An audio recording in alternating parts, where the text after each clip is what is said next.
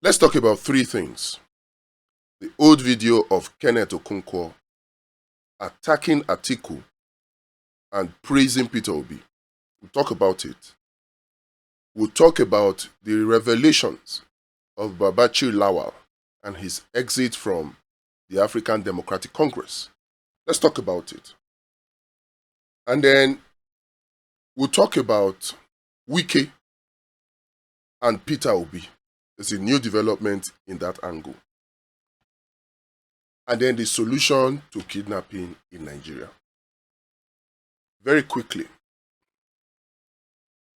How many of us agree that Peter Obi deserves an apology? Yes. He deserves an apology from the likes of Kenneth Okonkwo, deserves an apology from Wike, deserves an apology from Babachir Lawal, deserves an apology from even Tinubu supporters. Everybody that criticized him, including Rotimi Amechi. Peter Obi deserves an apology from all of them. Tell them, if you're close to them, they owe Peter Obi an apology. Why? Let's take Wike, for instance. Wike that criticized Peter Obi for leaving ADC, that he cannot stay to fix problems. In fact, instead of apologizing now, he's even digging in and pushing the propaganda further that Peter Obi is a food is ready politician. He's afraid of problems. He's running away from problems. That's a narrative that he's pushing. But the excuse that Wike is using to criticize Peter Obi is the same excuse Wike is using to encourage Rotimi Amechi against Atiku. Abi, is that not double standard? On the one hand, Wike is saying that if Rotimi Amechi had called him, he would have told Rotimi Amechi that he shouldn't bother because ADC had been hijacked by David Mark for Atiku. That was the reason he gave. Okay. If you knew as a Mr. Wike that Atiku using David Mark has hijacked ADC and nothing is going to come out of it, why criticize Peter Obi for leaving? Make una ask Wike that question. Why criticize Peter Obi for leaving? Or is it that the plan was, oh, you were hoping that Atiku will help Tinubu to cage Peter Obi in ADC so that Peter Obi will not be on the ballot? And as that plan did not work, it was now peppering you people. And because of that, you are now looking for propaganda. Because right now, tell me, who is the bigger threat to Tinubu? Who is the bigger threat? Let's talk about Babachir Lawal. Babachir Lawal also owes Peter Obi an apology, together with Kenneth Okonkwo, because they were the biggest critic of Peter Obi for leaving the ADC. Now Babachir Lawal has seen the light. Kenneth Okonkwo has not seen the light. And that is why I have been playing old videos of Kenneth Okonkwo to show that what Babachir Lawal has discovered now is probably the reason why a Kenneth Okonkwo is now supporting Atiku. Babachir Lawal, in my opinion, I don't know yours, described Atiku perfectly. And if you go back to the old videos of Kenneth Okonkwo, he also described Atiku perfectly. Mind you, what Kenneth Okonkwo was using to describe Atiku in 2023 is not even Kenneth Okonkwo's own statement. It was a statement written or made by Olusegun Obasanjo about Atiku. Atiku likes to use juju men, marabout. Atiku likes to corrupt older generation and generations before him and generation after him. Atiku likes to sacrifice national interest for personal interest. Atiku has a propensity for making bad decisions. Those were the things that Kenneth Okonkwo echoed about Atiku in 2022-2023, which were actually the statements of Olusegun Obasanjo. Then what changed? What changed? Persons like Victor Ume have come out to say that Kenneth Okonkwo was looking for money, and because Peter Obi was not giving him the kind of money he wanted, he got angry and left. Is it Atiku that will give Kenneth Okonkwo money? I don't think so. Atiku not get money like he get money before. Atiku don't broke. So is it possible that it is his juju men, the one that Kenneth Okonkwo spoke about in 2023? It is those juju men now that Atiku has used to corrupt the Kenneth Okonkwo? Because how did Kenneth Okonkwo go from Kenneth Okonkwo in 2022, 2023 to Kenneth Okonkwo in 2026? Totally corrupted. If there is evidence that truly Atiku corrupts a generation before him and the younger generation after him, Kenneth Okonkwo is that evidence. Because I don't see why. Money? How much Atiku get? Atiku is broke. That is why many of you who are rejoicing that Atiku has a chance. Atiku does not have a chance. The reason why a Tinubu would have hoped that an Atiku will help APC to cage Peter Obi inside ADC so that Peter Obi will not be on the ballot. That reason is because they know they can always flog Atiku any day. They know Atiku is broke. 1.6 trillion. Now EFCC don't talk. Say, Okowa, Governor Ifeanyi Okowa, take sponsor Atiku presidential bid in 2023. That failed bid. So because Okowa won't become vice president, he betrayed in fellow Southerner Wike. At the end of the day, he failed. Where is Okowa today? Okowa has left the PDP. He has left Atiku. He's with Tinubu now. And to make matters worse, at that time, PDP still had, in 2023, PDP had governors now. Right now, Atiku was hoping that if he caged Peter Obi in ADC and he used David Mark to rig and he got the ticket, then he can compel Peter Obi to take a vice presidential ticket because he knows Peter Obi has goodwill. And because of his goodwill, people will contribute money for him. Atiku is broke. When that did not work, he was hoping that Seyi Makinde will work because that one is one governor that will grant him access to state fund.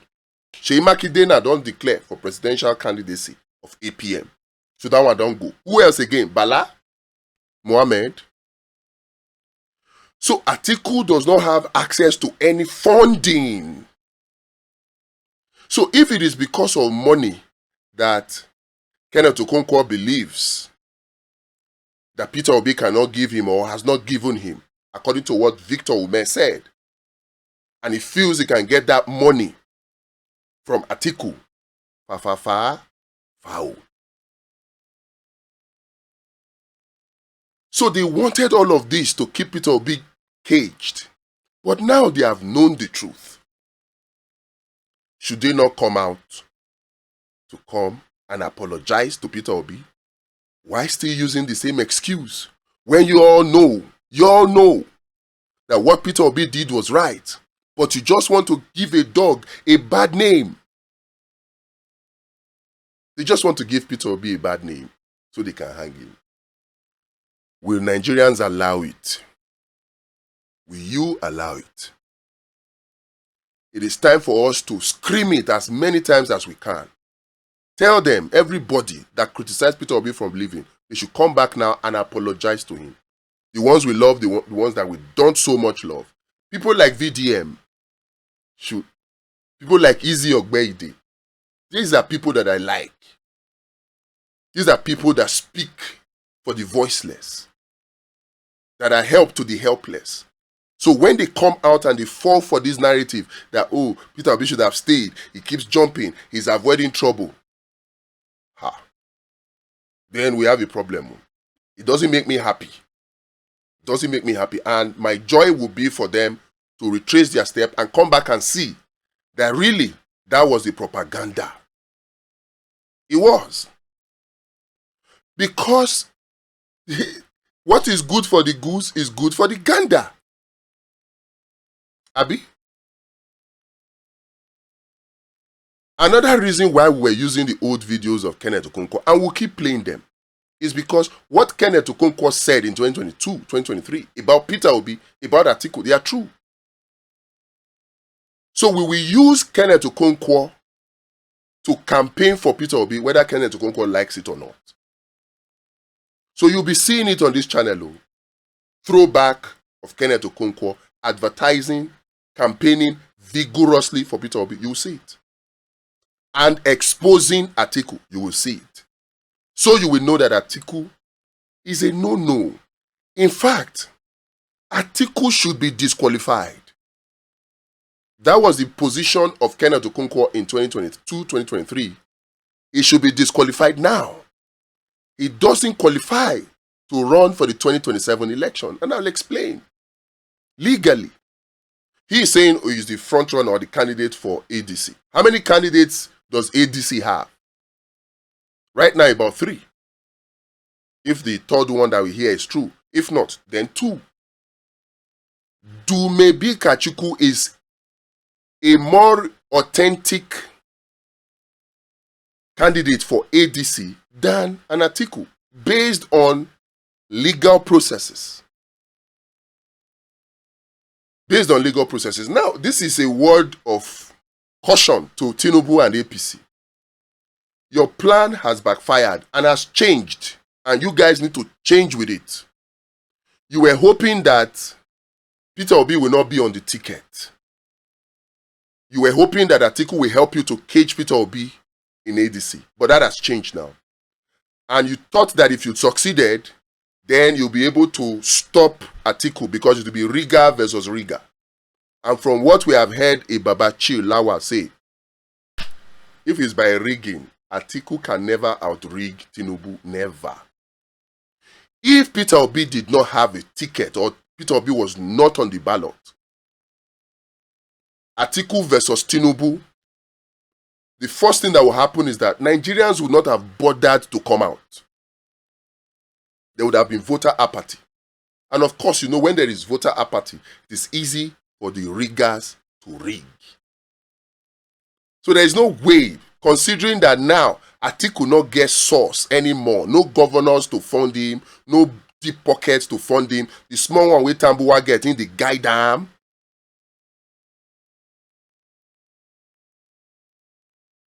So Atiku cannot withstand the Tinubu. But that permutation has changed. It's not there anymore. You now have a Peter Obi in the fray. So Atiku must now be disqualified. Because right now he's trying to whip up sentiment to make it look like, oh, the North. And it's not sentiment. He did it in 2023 when he came out to say the North should not vote for any other person apart from a Northerner. That the North should not vote for a Yoruba man, the North should not vote for an Igbo man. You can imagine an Atiku making that statement. Yet some people will come and say he's a unifier. He is the greatest disunifier. And again, don't take my word for it. It was Kenneth Okonkwo that said it.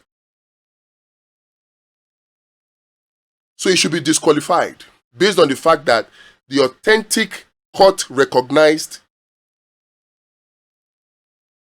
Congress and Convention of ADC is the one that brought Dumebi Kachiku. So, judiciary, APC, you guys should do the needful. Yes, do the needful. On this Oyo state kidnapping, Kwara state kidnapping, Borno state kidnapping, kidnapping in Delta, kidnapping everywhere. In fact, in Ondo, we are hearing kidnapping. What is the cause of all this kidnapping? The other time I asked a question that, do we believe that the kidnappings are happening because opposition politicians are trying to blackmail and sabotage Tinubu and the APC? I asked that question, and I'm happy that many of you agreed that it was not sabotage. How can it be sabotage?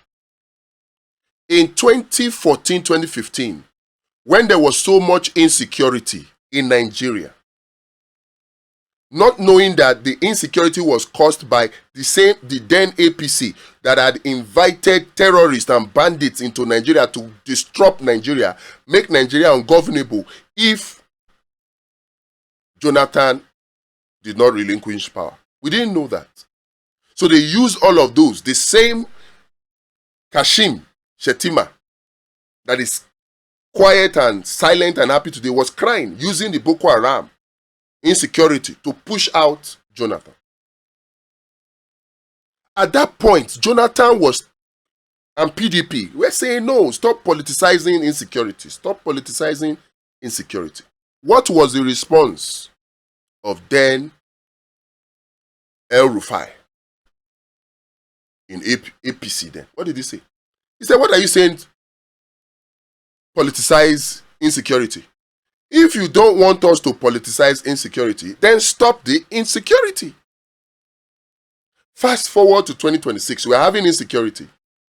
APC is now coming to say, oh, it is the opposition that are doing it. The same script. But here is the more serious question. If I were Tinubu and I'm in APC and opposition now gang up to use insecurity to chase me out, and I'm the commander-in-chief of the Armed Forces of the Federal Republic of Nigeria, all the security agencies are at my beck and call, why would I not use them to expose the opposition so that I can gain the sympathy of the people? Why would I not do that? So if truly what Ayo Fayose came to insinuate, and I'm happy at the way he was stopped, that he shouldn't do that. He came out to insinuate that, oh, he believes that it is the Oyo State government that sponsored the kidnappers to kidnap those children to get back at Tinubu and the APC. That was what he was insinuating. If that were true, why or what would stop a Tinubu from using his security forces to expose Sheyi so that Nigerians will now support him? That would have been a great opportunity, don't you think? And would it not be incompetence if truly opposition politicians are trying to use insecurity to sabotage and blackmail APC? And then the same APC that is in government cannot do anything to stop it. Is that not incompetence? So whether or not the opposition are trying to sabotage, the mere fact that Tinubu and the APC cannot stop the insecurity is enough reason for them to just honorably resign and not seek to contest in 2027. Honorably. Because if you go to more civilized crimes, they kill one security officer or they kill one citizen, you will see 100 police vehicles. All security agencies, they would have surrounded the position of those bandits by now. In fact, at this point, let's even talk about the bandits. the kidnappers, the terrorists. Do you think that they are doing what they are doing because of money? Do you really think they are doing what they are doing because of money? Because some people have brought the idea that, oh, we will do crowdfunding. If government does not release them, we'll do crowdfunding. These people will collect your funding raised money and still unalive those children. They are not doing this thing because of money. They are doing it to strike fear. Now, why will they be so bold? In the days of Jonathan in 2014, they were not even this bold. They were still doing guerrilla tactics, hiding their face. Now, they are not afraid anymore. Now that there is more technology to track the phone, the location of that phone that was used to upload a video on any social media platform, there is that technology now. Then they may not have had it. But as security agencies, they have it now. Now that we have it, is when bandits will be committing the atrocities, melting plastic, hot plastic, and using it to torment tied children and blindfolded children. And they get somebody to video it. They are beheading a human being. They get somebody to video it. And not just that, they upload it. The phone can be tracked. Why has the security agencies not tracked it? And why are the bandits doing all these things? To strike fear. Why have the security agencies not tracked it? They could. So if they are not doing the tracking, they are not bringing the full force of the Nigerian security agencies on those bandits. Forget all this talk about, oh, collateral damage. No, those are all false. Is it possible that the people who are in government, in APC, are using this insecurity to strike fear in the hearts of Nigerians so they can use insecurity to raise funds for Tinubu's re-election campaign? Is it possible? Because insecurity will require security votes to tackle. And security vote does not need to go to National Assembly for approval. So is it possible that it is Tinubu that is sponsoring insecurity to use it to raise funds? Because we have seen that even the funds that are supposed to go to state government as allocation, we have heard that 800 billion was being deducted by all the governors to put into a special re-election bid for Tinubu. 800 billion. The other day we heard that the Imo governor, Hope Uzodinma, had touched the money. Because of that, they wanted to remove him as the progressive governors, chairman of the Progressive Governors Forum. So is it possible that the security agencies are colluding so they can do two things? Use it to raise funds for Tinubu's re-election campaign, and also to use it as bragging rights to say, okay, they kidnapped those children, but we got them after a while, because there is nothing that puts those bandits beyond our security agencies. Nothing. Forget all this talk about, oh, they are very, very well armed. They are very, very well equipped. Nothing puts these bandits, these terrorists, these kidnappers beyond the capacity, the capabilities of our security agencies. Even if it's only police, no, DSS, Nigerian Army, Nigerian Air Force. Nothing puts like this, our security agencies will take care of these bandits. So if they're not taking care of the bandits, and they're looking for excuses, trying to do propaganda that, oh, it's opposition. Meanwhile, they have the power to stop it. That tells me something. That what T.Y. Danjuma said is true. That they collude. What Abacha said is true. If insecurity continues for more than 24 hours, government knows about it. So can we comfortably say that Tinubu knows about it? Can we? But here's the thing. No matter how we banter, I hear protests, the Union of Teachers have joined protests, Take It Back movement, Showore and his people have joined protests.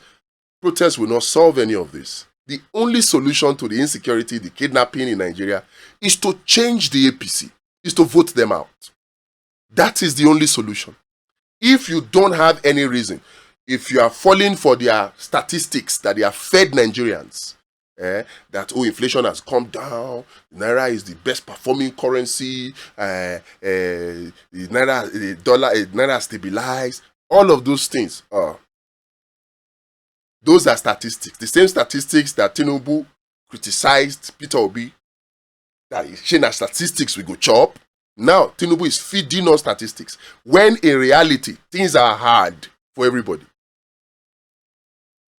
So if you are one of those people and you are falling for their propaganda, their statistics, because of this insecurity, because insecurity don't know anybody, these people, they not send anybody. Vote out APC and Tinubu in 2027, and there will be peace in Nigeria. And the reason is simple. Government hand dey inside. Have you forgotten what Akpabio said? That all of this insecurity, after the election, it will go down. Does Akpabio know something that is not telling Nigerians? Is it what T.Y. Danjuma said about collusion?